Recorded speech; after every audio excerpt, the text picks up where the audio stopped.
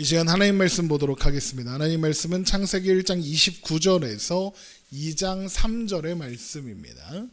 창세기 1장 29절에서 2장 3절 말씀 우리 함께 봅니다. 창세기 1장 29절에서 2장 3절의 말씀 우리 한 목소리로 읽겠습니다. 하나님이 이르시되 내가 온 지면에 씨 맺는 모든 채소와 씨 가진 열매 맺는 모든 나무를 너희에게 주노니 너희의 먹을거리가 되리라. 또 땅의 모든 짐승과 하늘의 모든 새와 생명이 있어 땅에 기는 모든 것에게는 내가 모든 풀을 먹을거리로 주노라 하시니 그대로 되니라. 하나님이 지으신 그 모든 것을 보시니 보시기에 심히 좋았더라. 저녁이 되고 아침이 되니 이는 여섯째 날이니라. 천지와 만물이 다 이루어지니라. 하나님이 그 하시던 일을 일곱째 날에 마치시니 그가 하시던 모든 일을 그치고 일곱째 날에 안식하시니라. 하나님이 그 일곱째 날을 복되게 하사 거룩하게 하셨으니 이는 하나님이 그 창조하시며 만드시던 모든 일을 마치시고 그날에 안식하셨음이니라. 아멘. 하나님께서 우리를 하나님의 형상으로 만드셨습니다. 그리고 생육하고 번성하여 땅에 충만하라. 땅을 정복하라. 바다의 물고기와 하늘의 새와 땅에 움직이는 모든 생물을 다스리라 라는 복을 주셨죠. 하나님께서 우리에게 이런 복을 주신 것은 하나님께서 하나님의 형상으로 창조한 우리를 세상을 가득 채우시겠다라는 의미라고 했습니다. 우리로 하여금 세상을 하나님의 형상으로 채워가겠다라는 거죠. 놀라운 일은 인간이 범죄하여 하나님의 형상을 깨트려 버렸는데도 이런 하나님의 뜻과 계획이 변하지 않았다는 사실입니다. 하나님은 하나님의 형상으로 지으신 우리를 포기하지 않으셨습니다. 그래서 하나님은 온전한 하나님의 형상이신 예수님을 이 땅에 보내사 십자가에 죽게 하셨습니다. 그로 말미암아 우리 안에 깨어져 버린 무너진 하나님의 형상을 회복하셨죠. 고린도전서 15장 45절입니다. 기록된 바 첫사람 아담은 생령이 되었다 함과 같이 마지막 아담은 살려주는 영이 되었나니 그러나 먼저는 신령한 사람이 아니요 육의 사람이요 그 다음에 신령한 사람이니라. 첫사람은 땅에서 났으니 흙에 속한 자이거니와 둘째 사람은 하늘에서 나셨느니라. 무릇 흙에 속한 자들은 저 흙에 속한 자와 같고 무릇 하늘에 속한 자들은 저 하늘에 속한 자 이와 같으니 우리가 흙에 속한 자의 형상을 입은 것 같이 또한 하늘에 속한 이의 형상을 입으리라. 하나님의 형상으로 창조되었으나 첫사람 아담의 타락으로 인해서 아담에게 속하여 흙에 속한 자의 형상으로 존재하던 우리가 하늘에 속한 사람이신 예수님으로 인하여 하늘에 속한 이의 형상, 그러니까 그리스도의 형상, 하나님의 형상을 입게 되었다는 겁니다. 그렇게 하나님은 예수님을 통해서 우리 안에 무너진 하나님의 형상을 회복하신 거죠. 그러자 하나님의 형상을 회복한 사람들이 이 세상 속에서 하나님의 형상으로 존재하기 시작했습니다. 그렇게 세상이 하나님의 형상으로 채워져 가기 시작한 거죠. 세상을 하나님의 형상으로 채워가는 존재를 바로 교회라고 했습니다. 그런 교회의 모습에 대해 사도행전은 이렇게 전하고 있습니다. 사도행전 2장 42절. 그들이 사도의 가르침을 받아 서로 교제하고 떡을 떼며 오로지 기도하기를 힘쓰니라. 사람마다 두려워하는데 사도들로 말미암아 기사와 표적이 많이 나타나니 믿는 사람이 다 함께 있어 모든 물건을 서로 통용하고 또 재산과 소유를 팔아 각 사람의 필요를 따라 나눠주며 날마다 마음을 같이하여 성전에 모이기를 힘쓰고 집에서 떡을 떼며 기쁨과 순전한 마음으로 음식을 먹고 하나님을 찬미하며 또 온 백성에게 칭송을 받으니 주께서 구원받는 사람을 날마다 더하게 하시니라입니다. 처음 교회 신자들이 보여준 모습을 한마디로 정리하면 사랑이다라고 했습니다. 그리고 그렇다는 것은 사랑이 하나님의 형상을 소유한 사람들, 바로 신자들이 살아가는 삶의 방식이고 또 사랑이 생육하고 번성하는 방법이라는 겁니다. 그렇게 하나님 안에서 하나님의 형상을 회복한 사람들이 서로 사랑하며 사니까 주께서 구원받는 사람을 날마다 더하게 하셨습니다. 이걸 창세기 1장의 표현으로 하면 하나님께서 하나님의 형상으로 세상을 채워가셨더라입니다. 이것이 하나님께서 사람에게 주신 5가지 복, 생육하고 번성하여 땅에 충만하라, 땅을 정복하라, 바다의 물고기와 하늘의 새와 땅에 움직이는 모든 생물을 다스리라 라고 하신 이 5가지 축복을 주신 목적이고 의미인 겁니다. 그러므로 우리는 하나님의 형상으로서 사랑으로 오늘을 살아 우리가 살아갈 모든 자리에서 하나님의 형상을 드러내고 나타내야 하는 것이죠. 우리가 살아가는 모든 곳에서 우리는 하나님의 형상으로 존재해야 하는 겁니다. 그런데 문제가 있죠. 어떤 문제입니까? 그게 쉽지 않다는 겁니다. 내가 하나님의 형상인 것과 하나님은 사랑이시니 나도 사랑하며 살아야겠다. 그거 알겠습니다. 하지만 어렵습니다. 내가 하나님의 형상인 또 나도 사랑하며 살아야 돼. 하나님은 사랑이시니까 이걸 안다고 자동으로 사랑하며 살게 되지 않습니다. 안다고 자동으로 하나님의 형상으로 아름답게 살게 되는 것이 아니라는 겁니다. 그래서 우리는 우리 자신에게 실망합니다. 이게 무슨 하나님의 형상이야 생각하기 쉽죠. 하지만 우리가 잊지 말아야 하는 것이 한 가지 있습니다. 우리가 우리 안에 회복된 하나님의 형상으로 살아가는 그 일은 우리의 힘과 우리의 노력과 우리의 의지로 이루어내야 하는 일이 아니라는 겁니다. 하나님의 형상으로서 하나님은 사랑이시니 사랑으로 살라고 해놓고 그게 우리의 힘과 노력과 의지로 되는 일이 아니다라는 건 무슨 소리냐. 이걸 이해하기 위해서는 먼저 복음으로 부름받은 사람이 하나님의 형상을 회복하여 사랑으로 살았다. 하나님께서 처음 사람을 지으셨을 때 하나님의 형상인 사람을 통해서 세상을 채우고자 하셨다는 그 뜻을 이루어갔다던 사도행전 2장의 교회의 모습에 생각을 다시 한번 해봐야 됩니다. 그리고 그 마지막 말씀에 이렇게 되어 있죠. 하나님을 찬미하며 또 온 백성에게 칭송을 받으니 주께서 구원받는 사람을 날마다 더하게 하시니라입니다. 주께서 구원받는 사람을 날마다 더하게 하시니라 라고 했습니다. 교회가 열심히 노력하고 기도하고 전도하고 그러니까 열심히 노력하고 수고해서 구원받는 사람을 날마다 더하게 했더라가 아니라 주께서 구원받는 사람을 날마다 더하게 하셨다입니다. 하나님이 하셨다는 겁니다. 그러니까 우리가 하나님의 형상으로 존재하며 살아서 세상을 가득 채워가는 그 일은 누가 하는 거냐? 우리가 아니라 하나님이 하시는 일이라는 겁니다. 그래서 생육하고 번성하라, 땅에 충만하라, 땅을 정복하라, 바다의 물고기와 하늘의 새와 땅에 움직이는 모든 생물을 다스리라는 이 축복을 주시고는 모든 지면의 채소와 나무의 열매를 사람의 먹을거리로 주겠노라 하시는 겁니다. 창세기 1장 29절입니다. 하나님이 이르시되 내가 온 지면에 씨 맺는 모든 채소와 씨 가진 열매 맺는 모든 나무를 너희에게 주노니 너희의 먹을거리가 되리라. 또 모든 땅의 모든 짐승과 하늘의 모든 새와 생명이 있어 땅에 기는 모든 것에게는 내가 모든 푸른 풀을 먹을거리로 주노라 하시니 그대로 되니라. 하나님은 아무것도 먹지 않으십니다. 하나님의 능력은 먹고 마시는 데에 있지 않고 하나님의 존재는 그런 것으로 유지되지 않습니다. 하지만 하나님께서 하나님의 형상으로 지으신 인간은 먹어야 살 수 있습니다. 그리고 그렇다는 것은 하나님께서 인간을 그런 존재로 창조하셨다는 의미겠죠. 하나님께서 마음 먹으셨다면 사람을 먹지 않아도 살 수 있는 존재로 만드실 수 있었을 겁니다. 그렇게 못하실 리가 없죠. 하나님 얼마든지 먹지 않아도 살 수 있는 존재로 만드실 수 있었는데도 불구하고 하나님은 사람이 먹어야 힘을 쓰고 먹어야 생명을 유지할 수 있는 존재로 만드셨다라는 겁니다. 그래서 하나님께서 먹을 거리를 주신 거죠. 그러면 하나님께서 그렇게 하시는 이유가 뭘까요? 왜 사람을 굳이 먹어야 살게 하셔서 이렇게 비만 때문에 걱정하게 하시고 또 안 먹으면 치아도 상할 일이 없을 거 아니에요? 이렇게 하셨을까?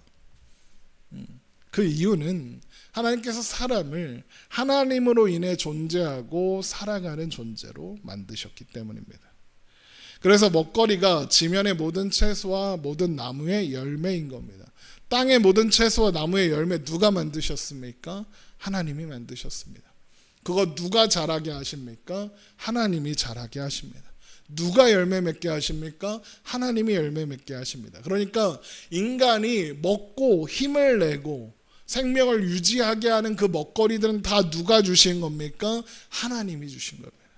그러므로 사람은 하나님으로 인해 유지되고 하나님으로 인해 살아갈 수 있는 존재인 겁니다. 그래서 사람에게서 하나님을 빼면 존재할 수 없다, 이렇게 되는 거죠. 하나님께서 우리를 하나님의 형상으로 창조하시고 생육하고 번성하여 충만하라는 복을 주신 이유가 하나님의 형상으로 세상을 가득 채우기 위해서라고 했죠. 그런데 그걸 이루기 위해서 인간은 반드시 먹어야 하는 겁니다. 그리고 그 먹을 거리는 모두 하나님이 주신 겁니다. 그러면 하나님께서 인간에게 주신 복, 하나님의 형상으로 세상을 가득 채우는 그 일을 이루시는 건 결국 누구라는 겁니까? 하나님이 이루시는 겁니다. 하나님이 만드셨고 하나님이 복 주셨고 하나님이 이루시는 일이라는 거죠. 그러니까 타락한 인간, 하나님의 형상을 스스로 깨트려버린 우리를 위해서 예수님을 보내시기까지 하는 겁니다. 하나님이 만드셨고 하나님이 복 주셨고 하나님이 시작하셨으니 그래서 또한 하나님이 그 일을 완성하시려는 겁니다. 빌립보서 1장 6절 너희 안에 착한 일을 시작하시니가 그리스도 예수의 날까지 이루실 줄을 우리는 확신하노라입니다. 하나님이 시작하셨으니 하나님이 완성하신다는 이야기인 겁니다. 그래서 성경은 이것을 가리켜 하나님의 열심이라고 부릅니다. 하나님이 우리를 위해서 열심을 내십니다. 하나님께서 우리에게 약속하신 일을 이루기 위해서 열심히 일하십니다. 결국 하나님께서 사람에게 지면에 심에는 모든 채소와 씨 가진 모든 열매 맺는 모든 나무를 사람의 먹거리로 주시면서 바로 그 약속을 하시는 겁니다. 너의 존재는 나와 함께 있을 때 비로소 의미가 있다. 너는 나와 함께 있어야 살 수 있다. 내가 너를 만들었고 내가 너를 유지하며 내가 너를 존재하게 한다. 내가 너에게 준 약속도 이루는 것은 바로 나다 라고 말이죠. 금방 읽은 빌립보서 1장 6절의 말씀처럼 우리 안에 착한 일을 시작하시니가 그리스도 예수의 날까지 또한 완성하시고 이루시는 겁니다. 그러니까 창조한 사람이, 창조된 이제 막 생기는 그 사람이 하나님의 형상으로서 뭐 한 일이 아무것도 없는데 보시기에 심히 좋았더라 그러시는 겁니다. 사람이 한 일이 없습니다. 이제 짠 존재하게 되었습니다. 그런데 하나님이 보시기에 심히 좋았다 그럽니다. 이쁘게 볼만한 것이 아무것도 없었는데, 이쁜 일을 한 일이 아무것도 없는데 그렇게 말씀하시는 이유는 사람에게 주신 축복, 사람의 존재와 사람이 만들어갈 모든 것들을 다 하나님이 이루실 거니까. 그래서 하나님 뜻 안에서는 이미 확정되어 있고 완성되어 있으니까 좋다 그러시는 겁니다. 하나님께서 우리를 하나님의 형상으로 만드시고 우리를 통해 세상을 하나님의 형상으로 채우겠다 하시는 겁니다. 그러면 그렇게 되는 겁니다. 우리는 자주 하나님의 형상에 한참 못 미치는 자격 미달처럼 보일 겁니다. 그러나 우리를 하나님의 형상으로 창조하신 하나님, 우리가 스스로 깨트려버린 하나님의 형상을 회복하신 하나님께서 그렇게 이루겠다 하시는 겁니다. 시편 37편 4절에 또 여호와를 기뻐하라 그가 내 마음의 소원을 내게 이루어 주시리로다. 내 길을 여호와께 맡기라 그를 의지하면 그가 이루시고 내 일을 빛같이 나타내시며 내 공의를 정오의 빛같이 하시리로다. 하나님이 이루신답니다. 그러니 우리는 뭘 하랍니까? 하나님을 기뻐하랍니다. 또 뭐 하랍니까? 하나님을 의지하랍니다. 하나님께 맡기랍니다. 이게 우리가 살아가는 방식이라는 거죠. 그러니 그 안에서 하나님의 인도하심을 따라 하나님이 보이신 길을 따라서 살아라 그러시는 겁니다. 하나님이 먹이실 테니, 힘과 능력을 공급하실 테니, 그래서 그런 존재로 존재하게 하실 테니 하나님의 형상으로 오늘을 살아내어라 라는 겁니다. 그러니 우리는 어떻게 해야겠습니까? 늘 말씀드리는 것처럼 오늘을 사는 겁니다. 하나님을 의지하고 하나님을 기뻐하며 하나님을 바라보며 오늘을 사는 겁니다. 우리에게 주어진 삶의 현장에서 내가 할 수 있는 최선을 다하여 사는 겁니다. 그것이 우리가 하나님의 형상으로서 해야 하는 가장 중요한 일이라는 거죠. 또한 그래서 창조의 역사가 여섯째 날에 인간 만들었다 끝 이렇게 끝나지 않고 일곱째 날에 하나님이 안식하셨다라는 말로 마치는 겁니다. 창세기 2장 1절입니다. 천지와 만물이 다 이루어지니라. 하나님이 그가 하시던 일을 일곱째 날에 마치시니 그가 하시던 모든 일을 그치고 일곱째 날에 안식하시니라. 하나님이 그 일곱째 날을 복되게 하사 거룩하게 하셨으니 이는 하나님이 그 창조하시며 만드시던 모든 일을 마치시고 그날에 안식하셨음이니라. 온 우주 만물을 창조하신 하나님께서 일곱째 날에 안식하셨습니다. 하나님이 쉬셨다는 거죠. 그런데 여기에서 하나님이 안식하셨다는 말은 하나님이 일을 너무 많이 해서 그래서 너무 피곤해가지고 쉬셨다 이런 뜻은 당연히 아닙니다. 하나님은 피곤하거나 곤비하지 않으시고 당연히 휴식이 필요 없으신 분입니다. 이사야 40장 28절 너는 알지 못하였느냐 듣지 못하였느냐 영원하신 하나님 여호와 땅끝까지 창조하신 이는 하나님 어떤 분이냐 피곤하지 않으시며 곤비하지 않으시며 명철이 한이 없으시며 피곤한 자에게는 능력을 주시며 무능한 자에게는 힘을 더하시나니 소년이라도 피곤하며 곤비하며 장정이라도 넘어지며 쓰러지되 오직 여호와를 앙망하는 자는 새 힘을 얻으리니 독수리가 날개치며 올라감 같을 것이요 다른 막질하여도 곤비하지 아니하겠고 걸어가도 피곤하지 아니하리로다. 하나님은 피곤하지 않고 곤비하지 않으십니다. 그래서 하나님을 의지하는 모든 자에게 새 힘을 주시기에 부족함이 없으십니다. 하나님은 아무리 많은 사람에게 새 힘을 주셔도 지치거나 그 영향력과 그 힘과 능력이 떨어지지 않습니다. 무슨 이렇게 물통에 있는 거 이렇게 나눠주면 줄어드는 그런 분이 아니십니다. 그렇다면 하나님께서 일곱째 날에 안식하셨다라는 말은 무슨 뜻일까요? 하나님의 안식이 뭘 말하는 거냐? 먼저 이 말씀에서 특별히 강조되고 있는 것이 있는데 바로 그 모든 것이 완성되었다라는 표현입니다. 2장 1절 다 이루어지니라. 2장 2절 하나님이 그 하시던 일을 일곱째 날에 마치셨다. 3절에도 이는 하나님이 그 창조하시며 만드시던 모든 일을 마치셨다입니다. 이렇게 세 번이나 하나님께서 마치셨다는 걸 강조하는 겁니다. 그러니까 하나님의 창조가 완전하게 완성되었다, 완전하게 마무리되었다는 것이 강조되고 또 강조되고 있는 겁니다. 계속. 그러면 하나님의 안식이 무엇을 의미하는 건지 알 수 있죠. 바로 창조의 완전한 완성에 대한 하나님의 기쁨과 만족이 바로 하나님의 안식인 겁니다. 하나님께서 지으신 천지 만물에 그 어떤 결함도 없고 부족함도 없는 창조된 모든 것이 하나님이 보시기에 흡족하고 만족스러우신 상태, 하나님께서 마침표를 딱 찍으신 그 상태가 바로 안식인 겁니다. 그래서 3절에 하나님이 그 일곱째 날을 복되게 하시고 거룩하게 하셨다 그러는 겁니다. 하나님이 그 일곱째 날을 복되게 하사 거룩하게 하셨으니 이는, 그러니까 그렇게 하신 이유는 하나님이 그 창조하시며 만드시던 모든 일을 마치시고 그날에 안식하셨습니다. 하나님께서 그날을 복되게 하신 이유가 바로 하나님의 안식이라는 거죠. 완전한 왕성에 대한 하나님의 온전한 기쁨, 그게 하나님의 안식인 겁니다. 그런데 그렇게 만족하고 기뻐하는 창조의 정점이 뭐였습니까?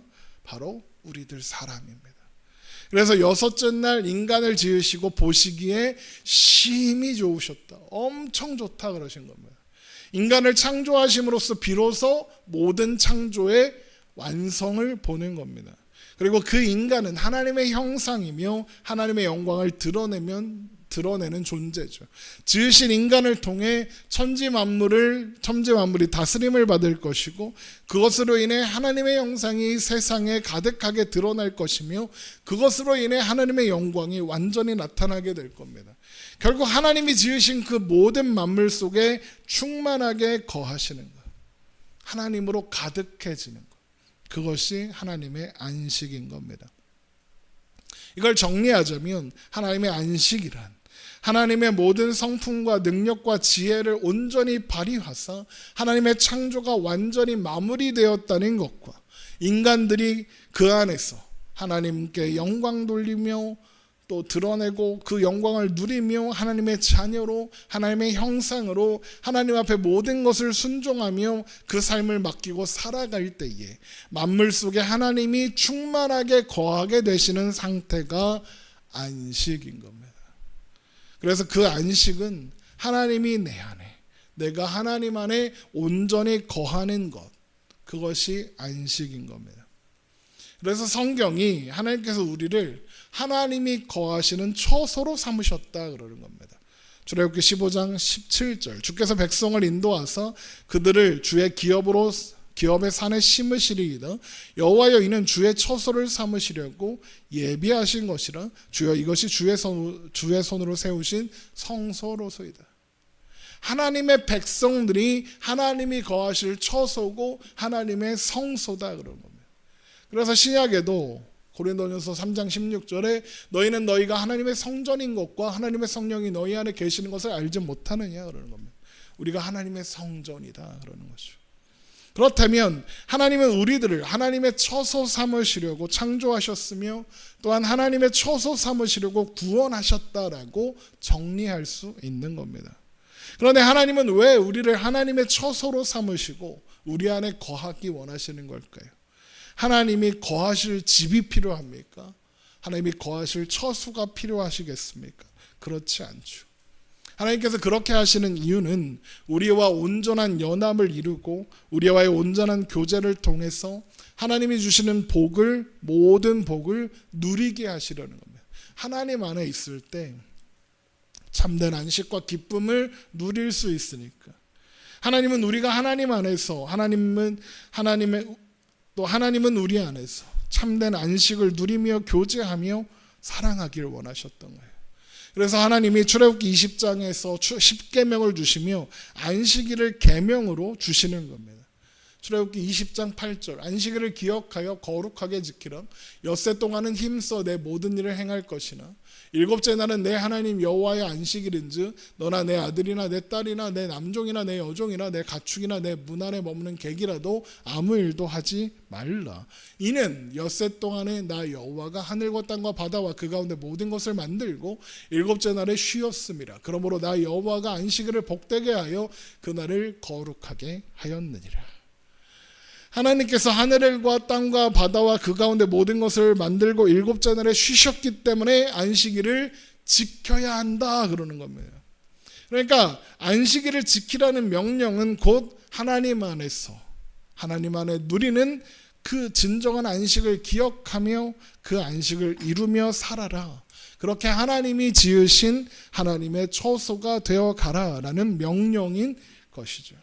하나님은 우리를 하나님의 형상대로 창조하셨고 하나님께서는 우리를 다른 피조물과 구별하여 특별히 하나님과의 관계 속에서 밀접한 관계와 내용과 영광으로 지으신 겁니다.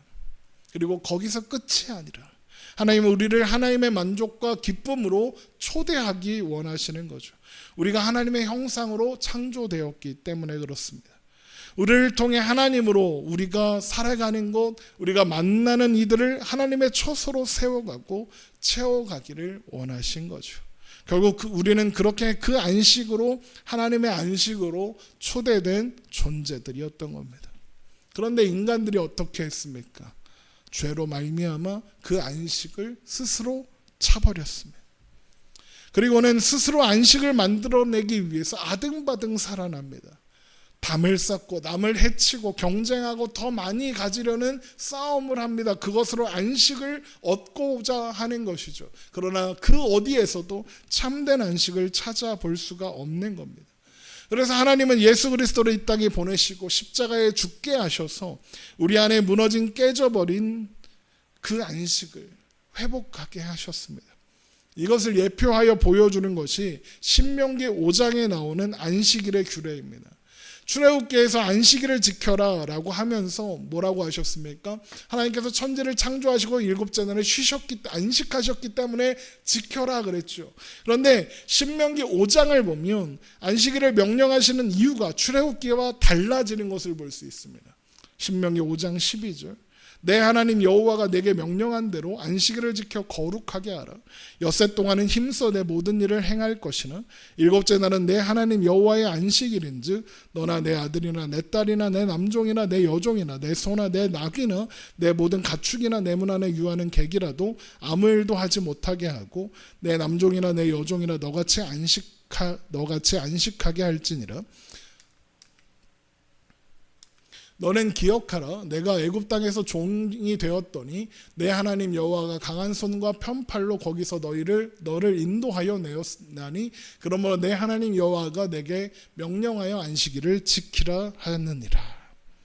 출애굽기 20장에서는 안식일을 지키라고 명령하신 이유가 뭡니까? 하나님께서 6일 동안 천지를 지으시고 일곱째 날에 쉬셨기 때문이라고 했습니다. 그런데 신명기에서는 뭐라고 합니까? 너는 기억하라. 내가 애굽 땅에서 종되었더니 내 하나님 여호와가 강한 손과 편팔로 거기서 너를 인도하여 내었나니 그러므로 내 하나님 여호와가 내게 명령하여 안식일을 지키라 하시느니라. 지금 창세기를 읽는 이스라엘 백성들도 궁금했을 겁니다.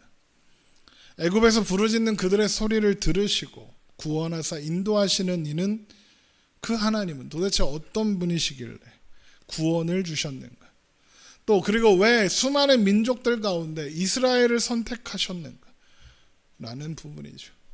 하나님은 도대체 어떤 분이시기에 힘 있는 애굽이 아니라 노예인 이스라엘을 선택하사 하나님의 백성으로 삼으시는 걸까? 이런 질문을 가질 수밖에 없었을 겁니다.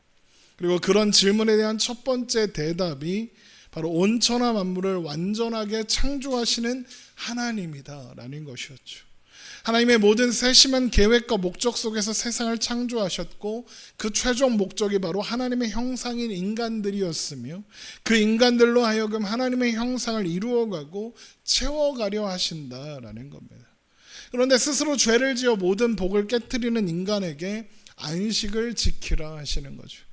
애굽에서 건져냈으니 안식일을 기억하고 기념하며 지키라 하십니다. 이게 무슨 뜻이겠습니까?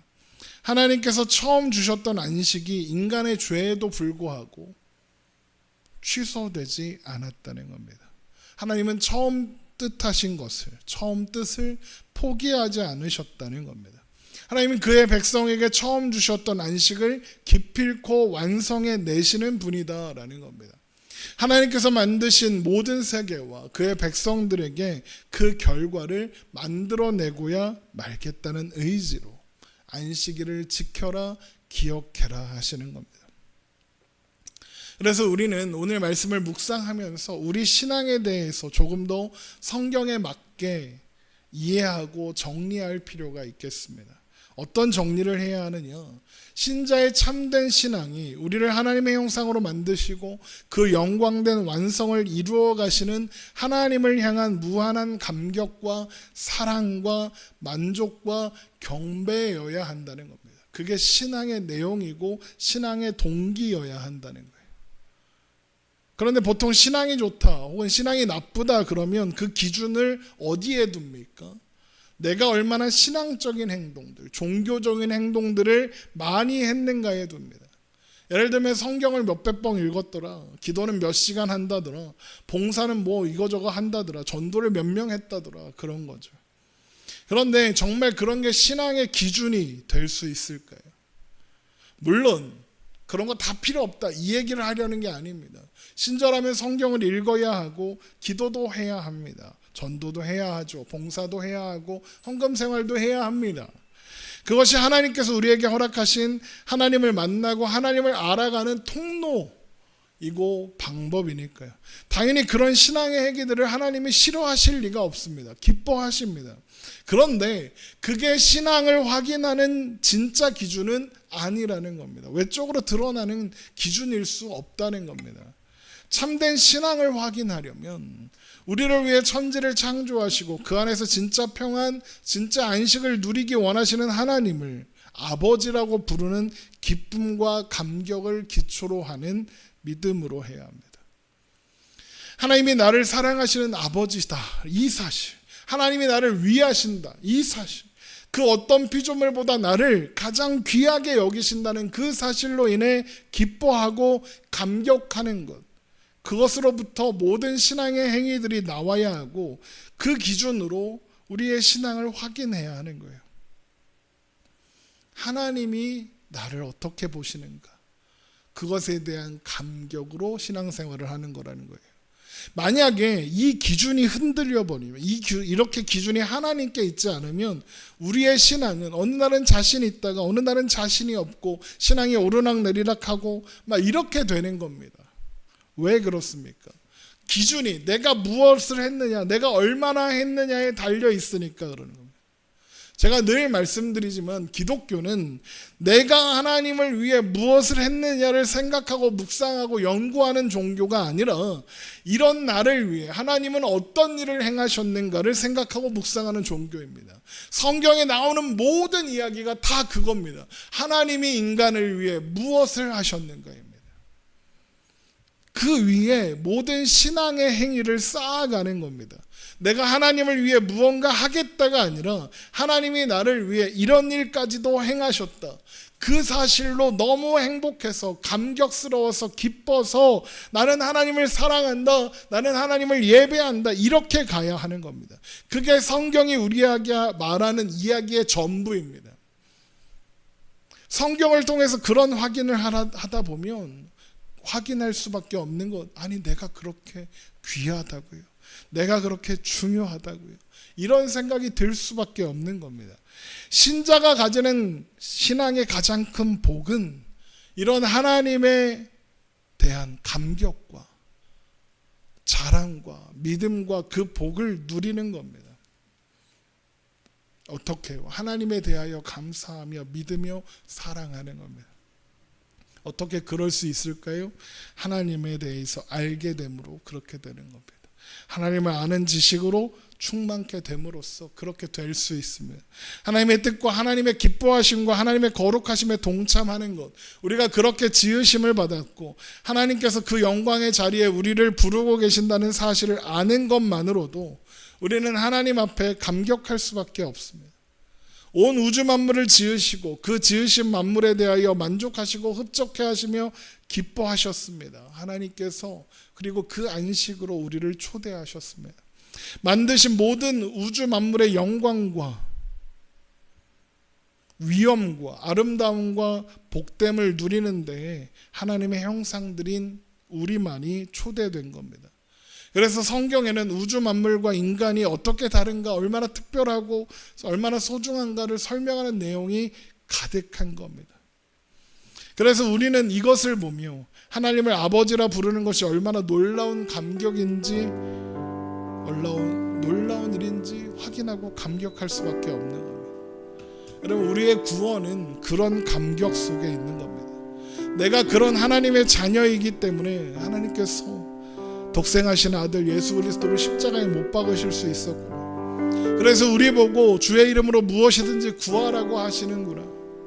그래서 네가 있는 곳엔 내가 항상 함께 있겠다라고 말씀하시는구나. 우리는 다른 존재구나. 하나님이 내 아버지시고 나는 그분의 자녀라고구나. 그런 감격이 우리의 신앙과 우리의 인생과 우리의 존재를 새롭게 하며 믿음으로 살게 하며 승리하게 하는 겁니다. 그러면 이것을 잊지 않고 기억하며 오늘을 사십시오. 그래서 하나님만이 주실 수 있는 안식과 평안과 기쁨을 온전히 누리며 사십시오. 그렇게 되는 우리가 되기를 주님의 이름으로 축원합니다. 우리 함께 찬양하고 기도하겠습니다. 온 땅의 주인 되신 주님,